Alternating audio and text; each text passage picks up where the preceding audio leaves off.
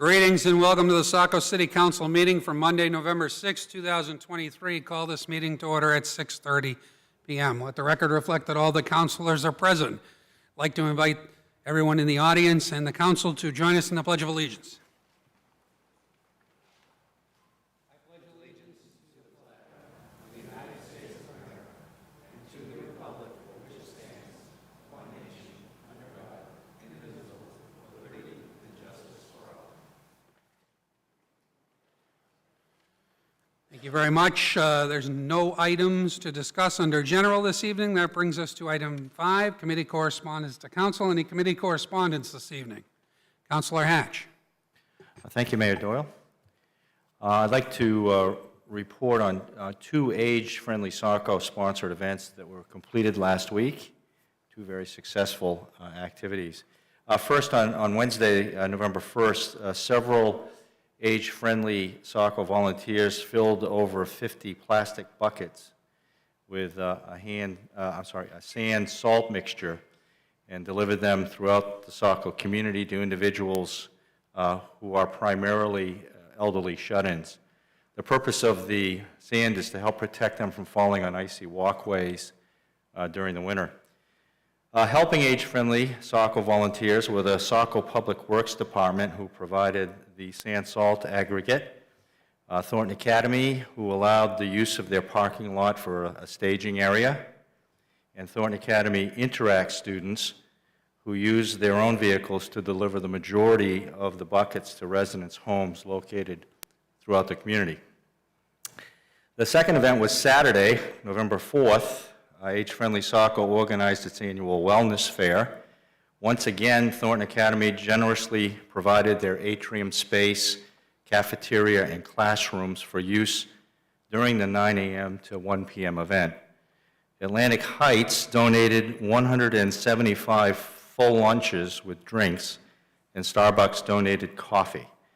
The event was supported by 19 age-friendly Saco volunteers and about 8 or so Thornton Academy Interact students. Approximately 100 folks from the public attended, and over 20 local vendors provided information about their respective products and services.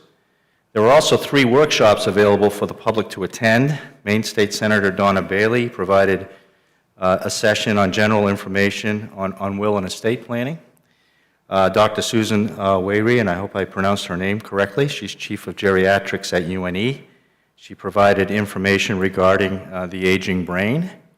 And then our own Emily Cole-Prescott, City of Saco Planner, and Christopher Lee, who represented Backyard ADUs, provided information regarding accessory dwelling units. I think both events served to bring multi-generational community members together in a strong show of support for each other, and that's the essence of age-friendly Saco. So there were 2 very well-conducted events. Thank you. Thank you. Any further committee correspondence? Nobody seeking recognition. Moving on to item 6 of the agenda, and that is public comment. First up of those who have signed up for public comment is Deborah Gran. For all those coming up, please speak directly into the microphone, state your name and address for the record, and please keep your comments to 3 minutes. Hi, my name is Deb Gran, 8 West Avenue in Camp Ellis, and I was here 2 weeks ago at the meeting when Council member Michael Burnham indicated last month that we have never come this far with the Army Corps of Engineers, and we should celebrate this achievement. And I totally agree, celebrate this achievement. And I'm very grateful to the many people who kept their eyes on the prize and helped us get here where we are today at this public hearing to discuss the Army Corps of Engineers agreement. I would also add that I think we should keep up the momentum and sign this agreement so a mitigating solution can be installed as quickly as possible. And as an additional note, I believe that it's going to save the town money after the installation, as we won't need to rebuild Camp Ellis year after year, storm after storm. So I'm here in support of the signing of this agreement. Thank you. Thank you.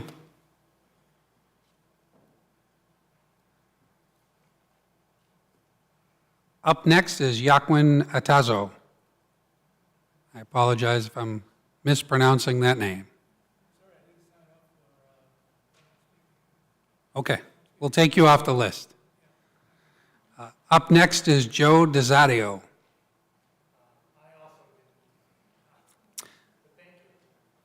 Very welcome. Tom Rutka.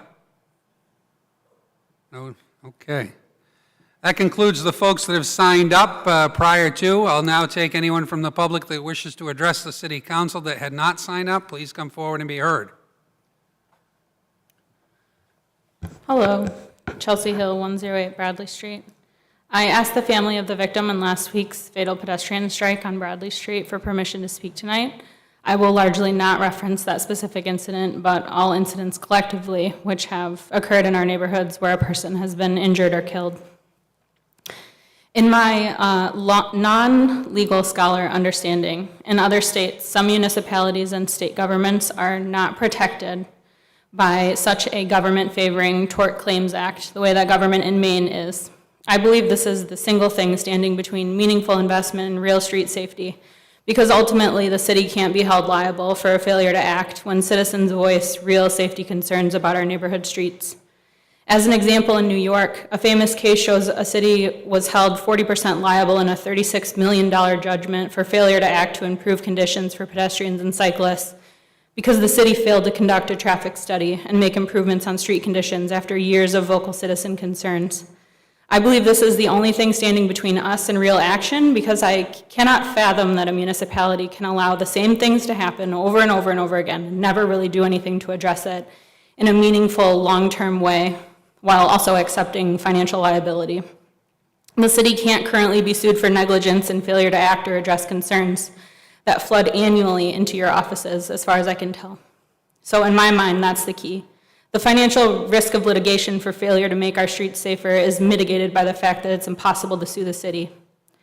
This offset risk results in a Saco that does not have a rational planning and implementation process for street safety. You have a single ad hoc traffic safety committee that, as it appears to me, largely operates in a vacuum. It doesn't communicate with other departments, to my knowledge, really. It makes somewhat arbitrary decisions spread over approximately 10 hour-long meetings per year. In my observations and attending some meetings and reviewing the minutes, the decisions that it makes do not seem to connect meaningfully with other decisions made by the planning department or the planning board in a long-term capacity. It does not consider the inputs of the Bicycle and Pedestrian Advisory Committee, which I am on and I am not speaking on behalf of tonight. And a request for traffic calming, cars are speeding, people are running stoplights, is often made and adjudicated in the same meeting with no field work or research by people who, while they're very skilled in their respective arenas, are not traffic planners. It asks people with a traffic complaint to also offer a solution, and if it doesn't like the solution, it will deny the solution, often with no alternative plan to address the root problem. It doesn't, as far as I know, have a single set of governing standards or standard operating procedures for addressing what really are just the same types of safety concerns in a rotating cycle. I could be wrong, though. Additionally, the city either purposely or passively does not acknowledge or publish when people are injured in crashes. There's no publicly accessible record keeping on incidents or decision-making processes. There's no plan to address when people are injured or killed on our city streets. There's nothing. There's probably internal-only dialogue and either a stated or insinuated pressure to not release information to the public because it looks bad, because it demonstrates a failure to act over a long period of time, because it shows we don't actually have a plan. There is an appropriate way to handle this. You can do the right thing. It doesn't matter that you can't be sued. You can choose to start making real meaningful investments in our cities and make our streets safer. There's this Saco Police Department does report some information to the Maine State Police, who then pushes it to a GIS database maintained by Maine DOT, where no one really ever looks for information, where a person has to be moderately skilled with ArcGIS to find anything meaningful. I'm here to tell you that I'm here to collect information. I'm going to collect the information, and I'm going to demonstrate a failure to act over a long period of time, and I'm going to publish it. I'm giving you good warning that this is happening and that you can choose to do the right thing now. You can take meaningful action to save people's lives. This is not the way to go. Eventually, you will find that the wrong pedestrian or cyclist, someone who has resources or connections to resources, will be injured or killed in our neighborhoods by a person who has been repeatedly reported to police for drag racing on Bradley, but never been summoned, or not making traffic calming improvements because it will inconvenience plow trucks, or a person will be hit crossing the street at a high crash location, or a child will be hit on their bike by a car going 55 and a 25. Only 5% of people who are pulled over for speeding in this city get a ticket. How much is a person's life worth? Is it less than a traffic calm street? In the face of knowing that you can never really be held accountable for continuing to do nothing while people die or are permanently disabled on an annual basis, can you do the right thing? Can you summon the courage to do the right thing? Thank you. If there's any other member of the public that would like to address the city council, please come forward and be heard.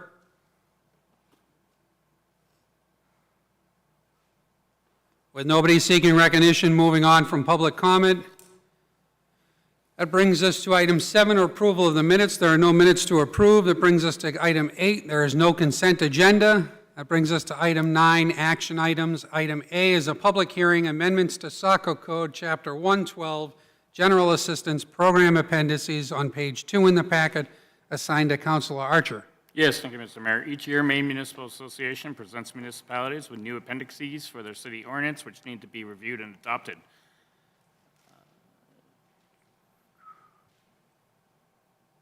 I move to open up the public hearing for amendments to Saco Code, Chapter 112, General Assistance Programs Appendices. Motion's been made to open the public hearing. Is there a second? Second. Second by Councilor Berman. Any discussion on opening the public hearing? Roll call to open. Councilor Archer? Aye. Councilor Purdy? Yes. Councilor Gunn? Yes. Councilor Berman? Yes. Councilor Hatch? Yes. Councilor McPhail? Yes. Councilor Johnston? Yes. Motion passes 7-0 to open the public hearing at 6:43 p.m. Members of the public wishing to address the City Council on the General Assistance Program appendices, please come forward and be heard.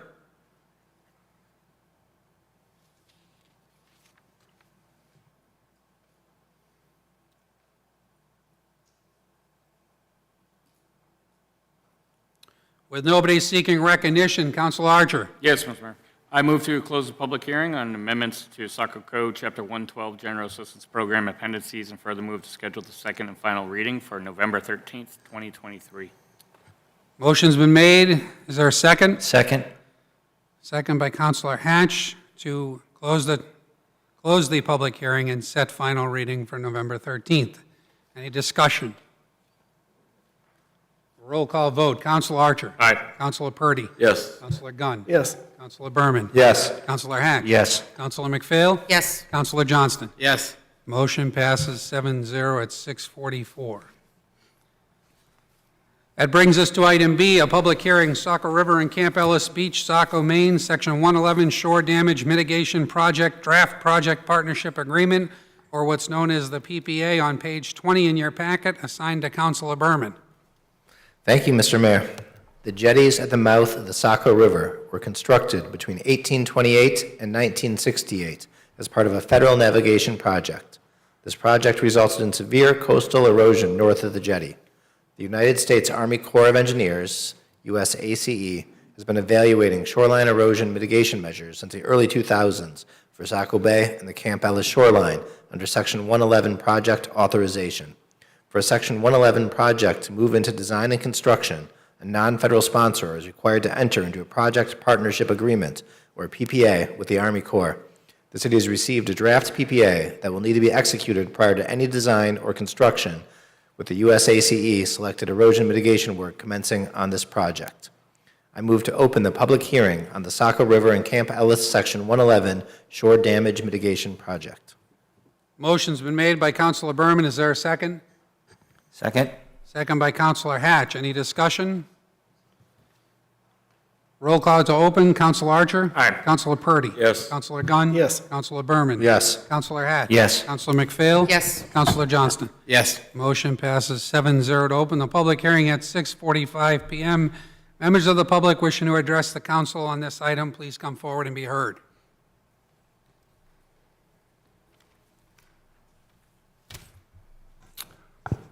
Thank you, Mr. Mayor. I'm David Plavin. I live at 36 Lower Beach Road in Saco. I'm also the vice chairman of the Saco Shoreline Commission and the Vice President of Save Our Shores Saco Bay. I'm speaking in support of the city signing the PPA. In my time here, I've watched the council on a couple of occasions select priorities. In each of those times, economic growth and development was at or near the top of those priorities. To wit, Camp Ellis 2023. Steve Joyce, Camp Ellis resident, tore down the business signboard at the street entrance to Camp Ellis, replaced it with a new one. 11 businesses and organizations bought space.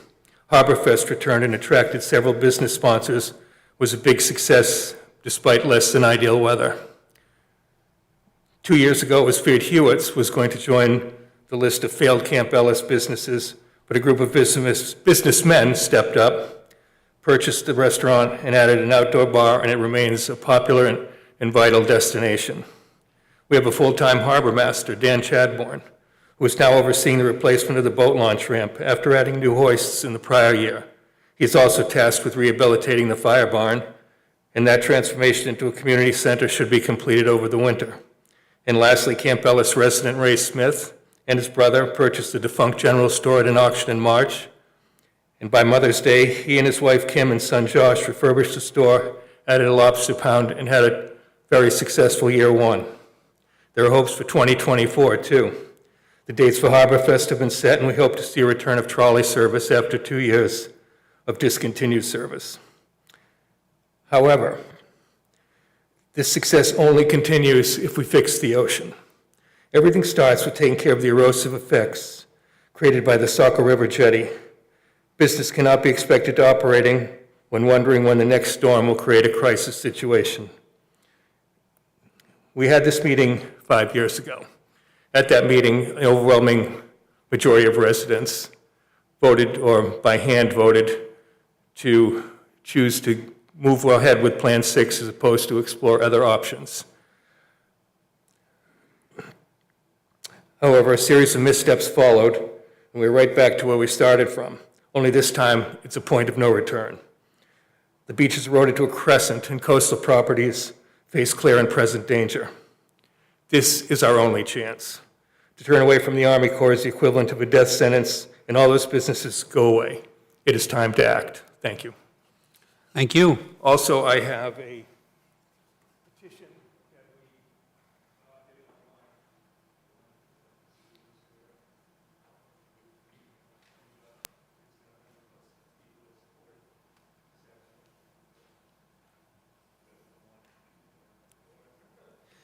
Much appreciated. Thank you. If there's any other member of the public that would like to address the city council on this item, please come forward and be heard.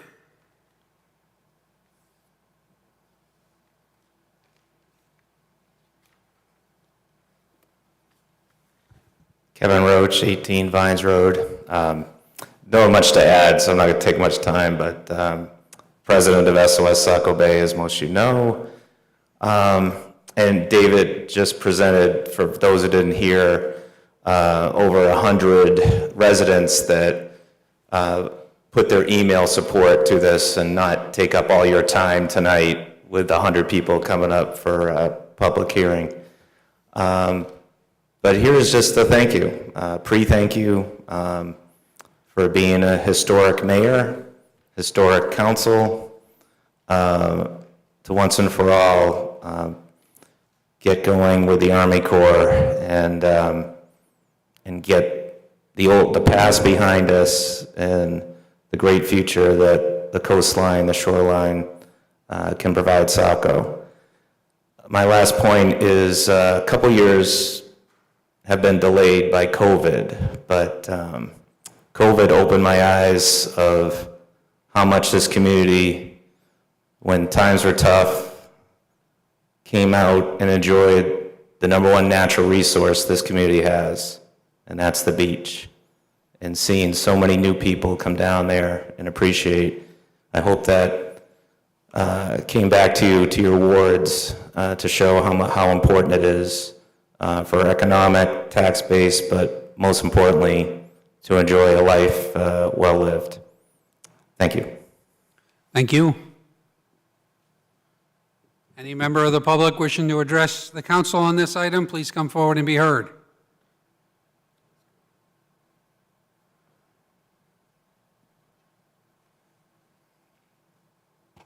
Good evening. My name is Paul Trahan. I live at 36 Main Avenue, Camp Ellis Beach in Saco. When my wife Christina and I were initially involved in the first iteration of Save Our Shores, back almost 30 years ago, with a number of people that are still living in the area, one of the things that I found out is that Camp Ellis provides 30% of all the tax revenue in Saco. Again, 30% of all tax revenue in Saco. The jetty alone, and my figures are old, was $1.5 million a year in tax revenue. I urge you to support what David and Kevin and the other group of the present iteration of Save Our Shores has done. And so I want to thank you for your help and your support, and our heartfelt thanks to, again, David and Kevin. Thank you. Thank you.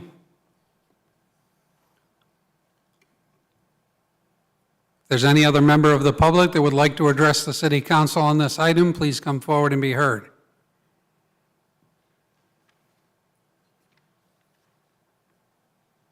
With nobody seeking recognition, Councilor Berman.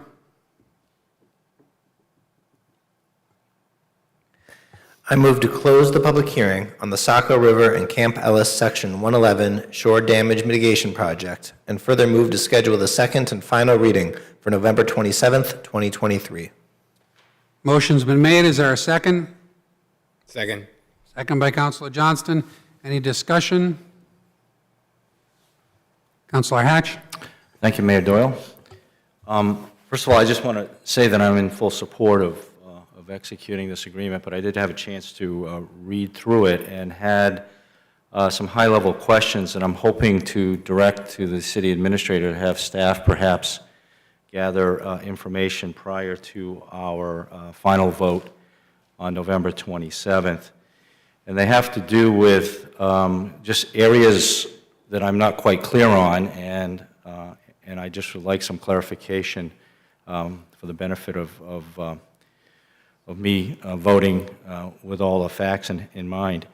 In no particular order, by the way, I will send these comments in writing to City Administrator Bohanko, so you don't have to take notes while I'm reading through these. But for the record, Article 1 under definitions, definition A, it's obviously very clear what the scope of work is and what's covered under the agreement, but I would like to address a couple of potential costs beyond the scope of work that could occur, and how those are likely to be handled from a budgetary standpoint.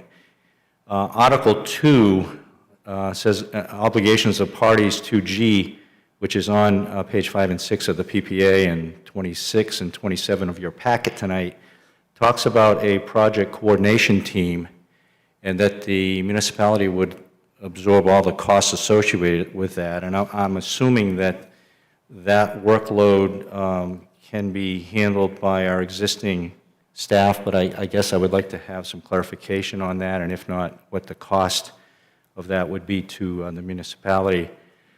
Similarly, Article 2, obligations of parties to .I, which is on page 6 of the agreement and page 27 of our packet tonight.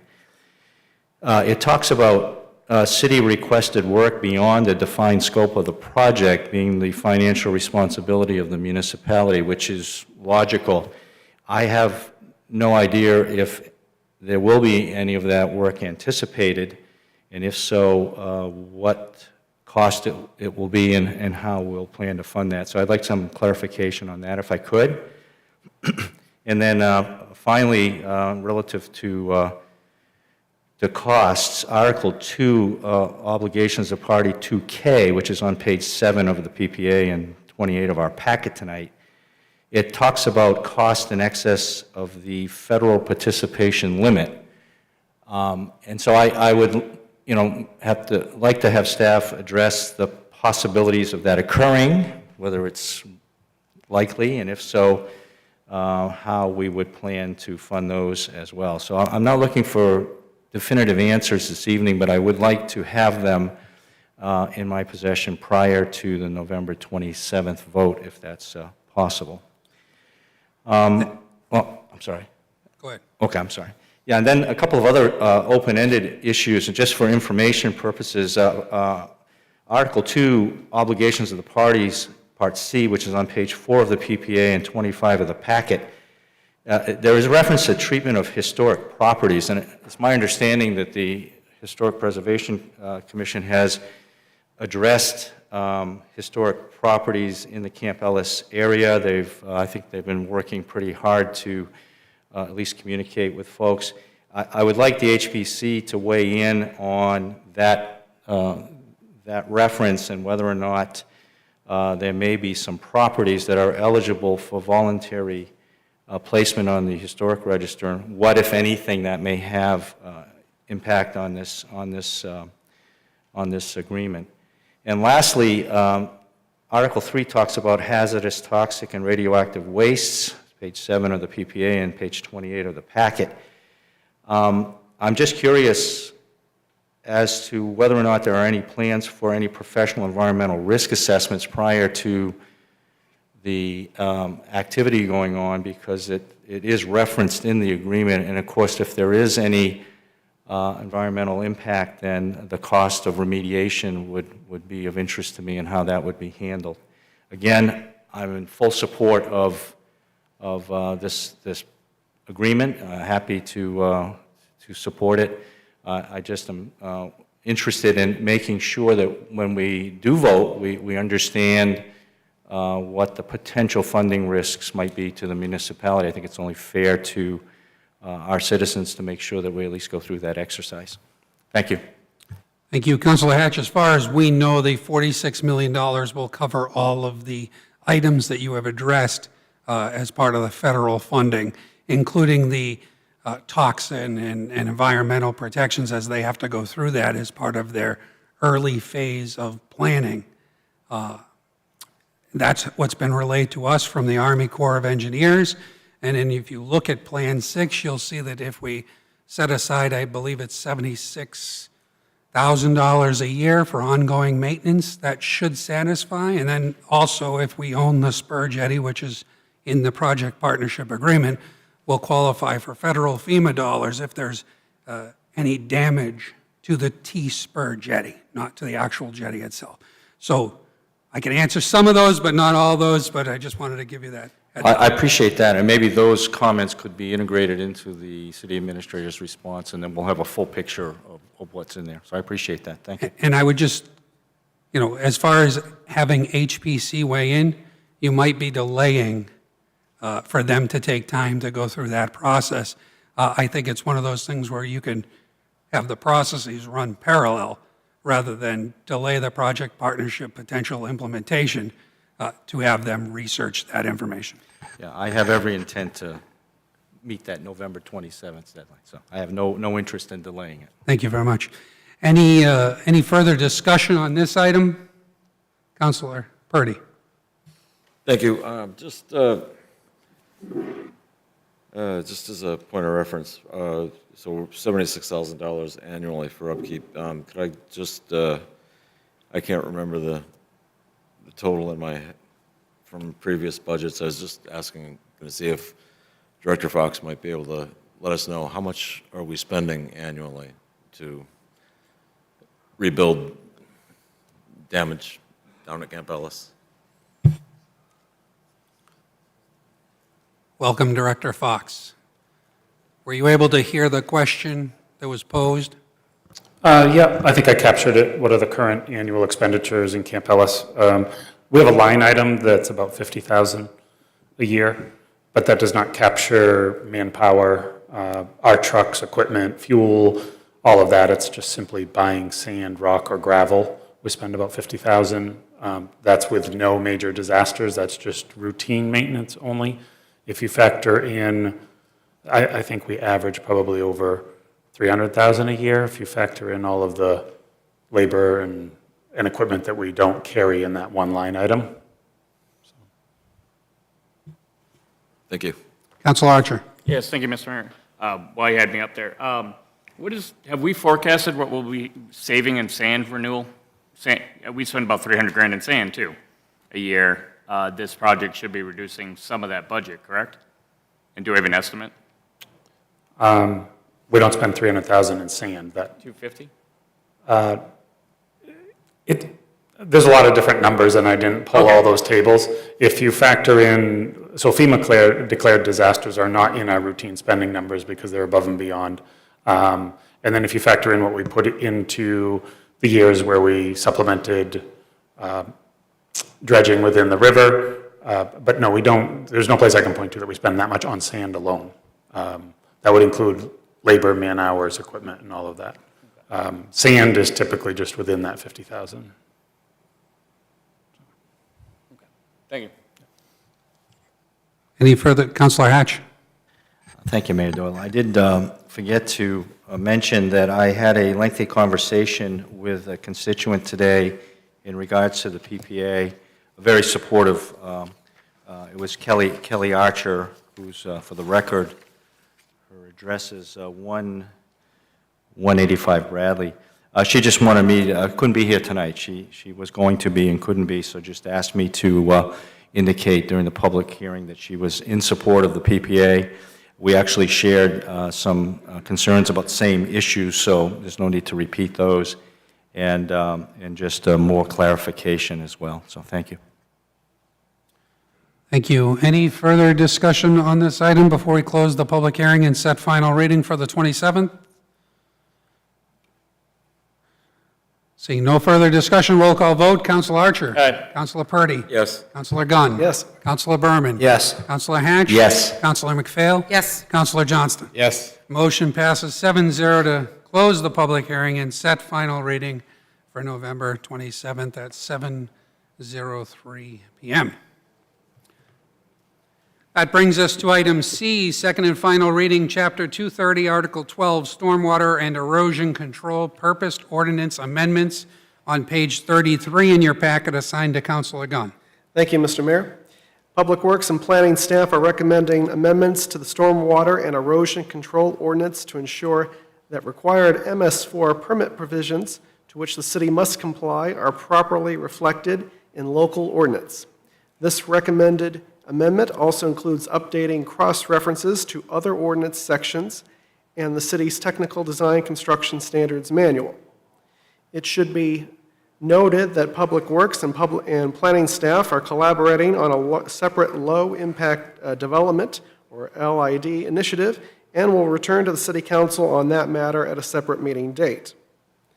Be it ordered that the City of Saco hereby ordains Chapter 230, Article 12, Stormwater and Erosion Control, proposed ordinance amendments as presented and amended. Motion's been made by Councilor Gunn. Is there a second?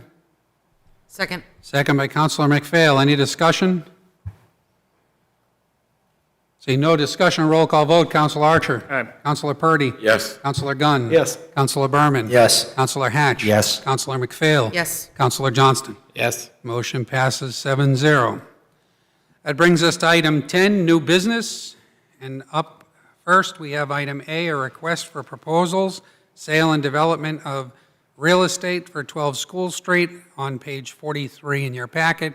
I believe we're going to have up Economic Development Director Tracy Desjardins to see where we ended up after putting out the RFPs, or before we put out the RFPs, see where we wound up for language. My apologies. Good evening. Tracy Desjardins, Director of Economic Development. In your packets, I just, again, what I was asked to do, put together a draft, bring it back to you folks, have you looking over, let me know what you like, what you don't like, and the next step in moving forward.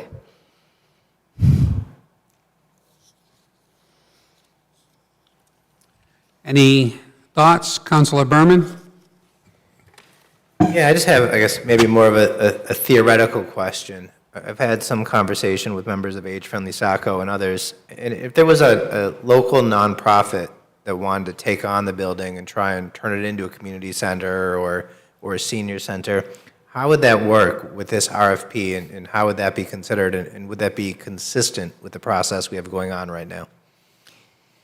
Well, if you follow the Chapter 81, it's just basically kind of putting it out to bid, and it's the discretion of council as far as to choose what the best use of the property is. So, I mean, if you had a nonprofit put in a bid to it, as well as you had a for-profit organization put in for bid, council will have to weigh out, okay, what do they want to do with the building? What's the best use of the building? And then make a decision based on that. And would you be available to help a group walk through that process and navigate it? Sure. If they weren't familiar. Yeah. Thank you. Any further thoughts? So maybe we should start, if you're looking on page 25 and you actually go into the request for proposal, there's some yellow that talks about terms and condition of sale. Number one, minimum bid. Do we want to establish a minimum bid for the public to kind of think about? We know that we got one bid in before that was lower than what we paid for it, but we also know there's challenges. So, Councilor Johnston? Thank you. Yeah, I would prefer we leave it at no minimum bid. That way, I'd be concerned if we put a price on there for a minimum bid, we might scare off interested nonprofit organizations that couldn't compete with, you know, say 400,000 or whatnot. So I'd just leave it as a zero or no minimum bid. So we look further down under submission, there's a date, and obviously we saw that in the first page as well. If the council is okay with this, when do we want to consider RFPs until? Do we want to put it out 30 days, 45 days, 60 days? Again, if you're going to ask for a lot of people to take some time and develop proposals, it might take some time for that to happen, especially with the holidays coming up. So, Correct. Councilor Gunn. To your point, Mr. Mayor, given the holidays and given, when, organizations, whether they're nonprofit or for-profit, do their annual budgets and try to see if this is something that would work out, I would be amendable to 90 days. I don't think that's too short of a time, and I think it gives plenty of people, even if you were to take out all the holidays, it's still 2 months. And it wouldn't put us in a situation where we're waiting until post-budget season, like 180 days or pretty close to it. So I would be amendable to 90 days. That's my opinion. So obviously, Councilor Gunn has said 90 days. Councilor Berman? Yeah, thank you, Mr. Mayor. I want to go back and reiterate Councilor Johnston's comment, too. I think no minimum bid is appropriate. And in my mind, the more public benefits from the use of the property, the less money I would need to see the city taking in as part of the bidding process. And the more the use of the property gets pushed towards private usages, the more I would like to see the public benefit in terms of the sales cost. And so in my mind, there's kind of some offset there as to the public benefit and the price it receives. I don't know what a normal bidding period is, but I agree with the spirit of what Councilor Gunn just said. I don't think we're in a hurry to get rid of the property. I think finding the best use for the property is more important than finding a quick use for the property, and whatever timeline is appropriate for that, I would be happy to support. Thank you. Councilor Johnston? Thank you. Yeah, I would agree with Councilor Gunn at a minimum of 90 days. I think, if my memory serves me correctly, when we did 90 Temple Street, we ended up having to do at least one, if not two, extensions because we didn't have any interested parties until we finally had one. So I would push this into the new year. So it's Councilor Archer? Yes, thank you, Mr. Mayor. For the 90 days, I think that's appropriate, and then for the minimum bid of 0, I'm okay with that. But then that puts heavy weight on the evaluation criteria. Correct. So the things, evidence of how you will do it, evidence of the ability to do it, how you're going to develop it. So that's going to put more weight, and I'm okay with that if it's 0. Okay. So it seems like there's consensus for 90 days, so that's great. We're already moving forward. So we'll have to change the date on the first page, Exhibit 1, from 2023 into 2024 at some point. Councilor Gunn, you had something? I was just going to ask, given, the parameters that Councilor Archer just had mentioned, to, You know, Tracy, though, do you think 90 days would be prudent, or should we tack on an extra 30, make it 120? I mean, you know. I think 90 days, certainly gives people ample time. They're either going to bid in it or they're not going to bid on it. And again, as you get into the new year, depending on how the fiscal year runs for people, you're looking at calendar year, which starts January 1. Okay, thank you. And again, you could always extend it. Correct. If I don't get anyone, I'll come back and we'll go from there. Okay? Any other issues or any other comments or any other items that you would like to add in? Councilor Hatch, then Councilor Johnston. Councilor Hatch. Thank you, Mayor Doyle. The only thing that just popped into my mind was as we delay this, the condition of the building Correct. will only deteriorate further, and it's in pretty bad shape as we speak, as I understand it. And now we're talking about 90 days through the winter months. I only bring that up because if we've got to remediate any potential damage to that building, I don't know what that is and how we would do it, but it's just a point of discussion, so. Fair enough. Tracy, it's my understanding that all electricity and everything is shut off there, including water. Is that correct? So there's no heat running to... There's no heat in that, well, sorry, I need to go back. They have enough heat just to keep it from the pipes bursting. Okay, So they keep it at very low within the heat. thank you. Councilor Johnston. Thank you. I know that it states here in one sentence in the beginning that it's in the historic district. Just curious if council would like to strengthen the desired somewhere in here to have a preference toward historic preservation. The way I read this, an applicant could come forth and just be looking to acquire the property and level the building. So, Just, the property would be required, depending on what they wanted to do with it, would have to go through HPC, because it is an historic district. right, and I understand that, but But- the but- problem is the HPC ordinance, again, from my understanding, does not prevent a private property owner from removing that property. That is correct. So- Even if it was on the registry. Right. You can still I happen demolish the to property. live in one. So I'm just saying if there's a goal here to preserve the actual structure, we should emphasize that. If not, then. Tracy, is it my understanding that some of the structure can't be restored, like the bell has to come down? Is that my understanding? I am not a structural engineer to make that, decision. I think that would be a matter of somebody kind of looking at it, and they would have to do their own estimation as far as on the, I'm not sure if Pat can have any other information on that. Councilor Archer, then Councilor Berman. Yes, thank you, Mr. Mayor. But doesn't our proposal requirements protect us in that fact that we have to have a proposed development plan?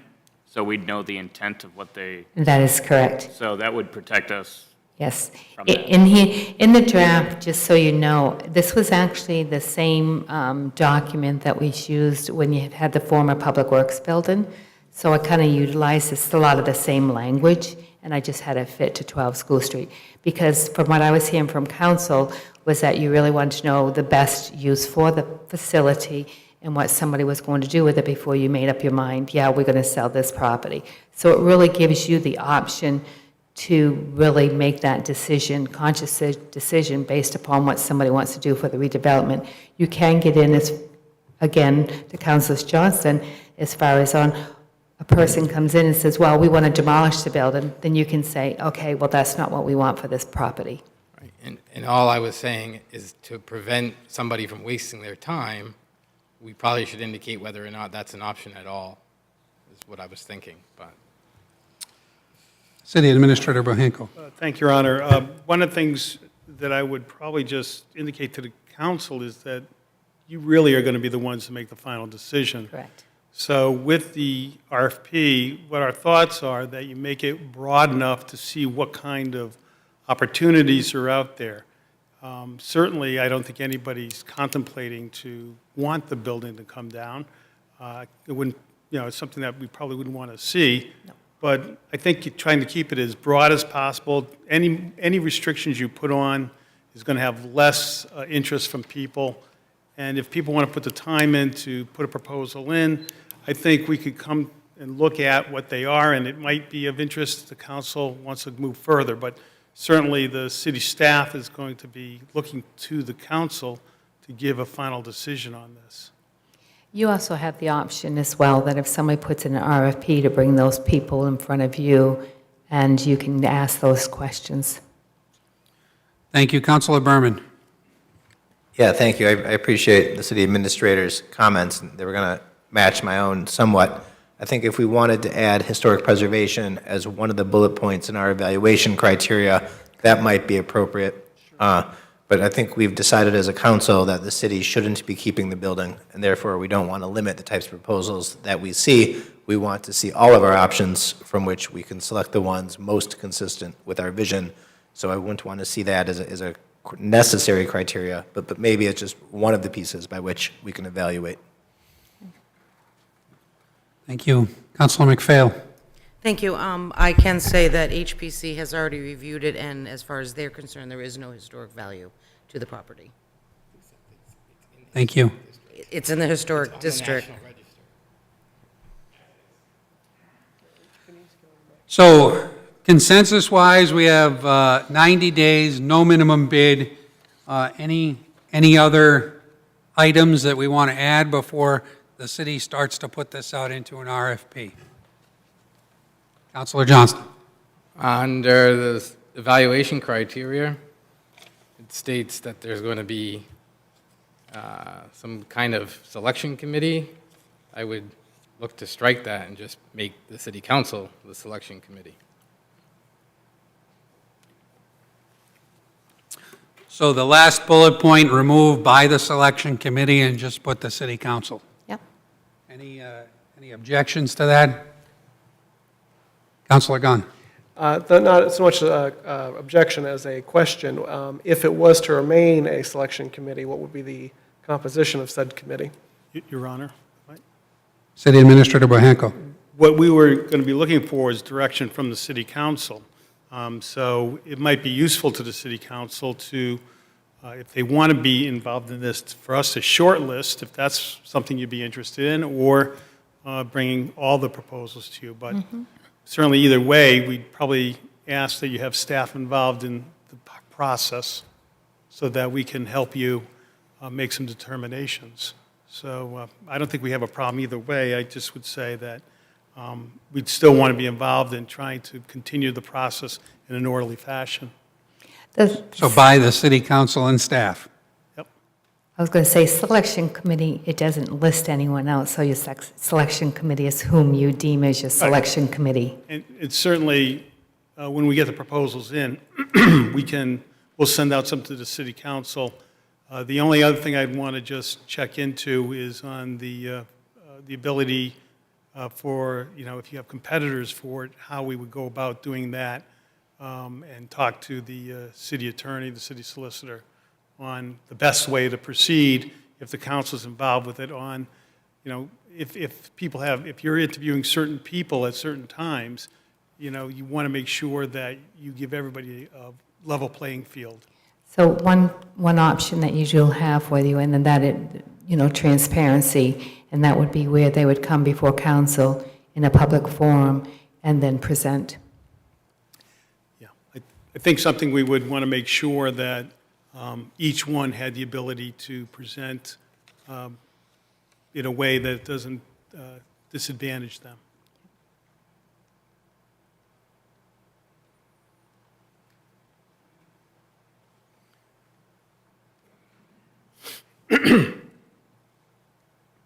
Okay, so again, the last bullet point will be other factors deemed relevant by the city council and staff selection team or selection committee. Is that fair enough compromise? Fair enough. I'm sorry. What would you like me to put there? The city council and staff? By the city council and staff selection committee. Okay. Any further discussion on this item? Any further points that we want to address? If not, this will be going out for RFP in accordance with the policy. Thank you very much. Thank That you. concludes it. That brings us to item 11 of the agenda, and that is the administrative update. City Administrator Bahenko. Sure, let me just get to that.